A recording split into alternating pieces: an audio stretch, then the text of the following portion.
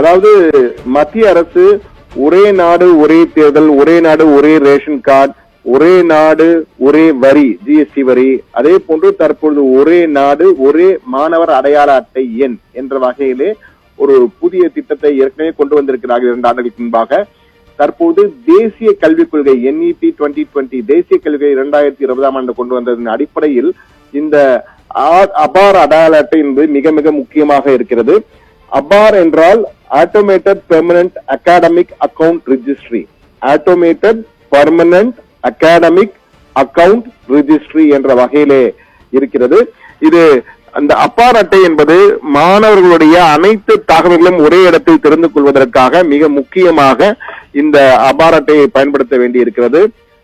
என்றால் தற்போது இந்த அபார் அட்டை இல்லாமலேயே இருந்து வந்தார்கள். ஏற்கனவே கடந்த 2 ஆண்டுகளாக இது இருந்தாலும் நிறைய இடங்களில் இது தெரியாமல் இருந்து வந்தது. இது அதாவது automated permanent academic account registry APAAR என்பது தானியங்கு நிரந்தர கல்வி கணக்கு பதிவு என்ற பெயரிலான இந்த ஒரே அடையாள எண் மாணவர்களின் கல்வி பயணங்களை, அதாவது அந்த ஒரு மாணவர் என்னென்ன படிப்பு படித்திருக்கிறார், என்னென்ன அவங்க எக்ஸ்ட்ரா கரிக்குலர் ஆக்டிவிட்டி சர்டிபிகேட்ஸ் என்னென்ன வைத்திருக்கார், அனைத்தையுமே ஒரே இடத்திலேயே அப்லோட் செய்து வைத்திருக்க முடியும். டிஜிலாக்கர் மூலமாக அதை சேமித்து வைக்க முடியும் வாய்ப்பு இருக்கிறது.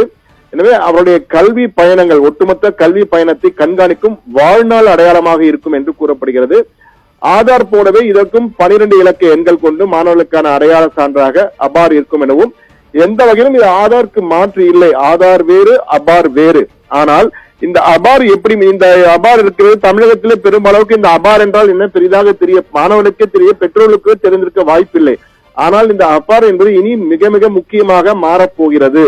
ஏனென்றால் இந்த ஆதாரில் பொதுவாக ஆரம்ப கல்வியிலிருந்து உயர்கல்வி வரை, ப்ரீ கேஜியிலிருந்து PhD வரை என்று சொல்வார்கள். அதே போல ப்ரீ கேஜியில ஆரம்ப கல்வியிலிருந்து உயர்கல்வி ஒன்றியம் வரை மாணவர்கள் தங்களுடைய ஒவ்வொரு வகுப்பிலும் பெறும் மதிப்பெண்கள், தேர்வு முடிவுகள் தொடர்பான விவரங்கள், விளையாட்டுப் போட்டிகளில் புரிந்த சாதனைகள் என அனைத்து விவரங்களும் இந்த அபாரிலே பதிவாகிவிடும்.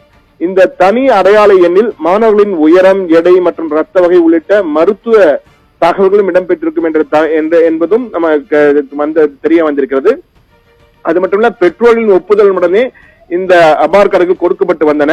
ஆனால் இப்போது எப்படி முக்கியத்துவம் பெறுகிறது என்றால், நீட் எக்ஸாம், அதாவது வருகின்ற 2025ஆம் ஆண்டு இந்த நீட் தேர்வு எழுதும் அனைத்து மாணவர்களும் இந்த அபார் எண்ணையும் சேர்த்து பதிவு செய்ய வேண்டும். ஆதார் எண்ணை கொடுப்பார்கள். ஆதார் எண், அபார் எண் இரண்டும் ஒருங்கிணைந்து ஒரே பெயர், ஒரே இனிஷியல் இருக்க வேண்டும், ஒரே எண் ஆகியவை இருந்தால் மட்டுமே அவர்கள் நீட் தேர்வு எழுத முடியும் என்ற ஒரு புதிய அறிமுகத்தை NTA தேசிய தேர்வுகள் முகமை, அந்த நீட் தேர்வை நடத்துகின்ற தேசிய தேர்வுகள் முகமை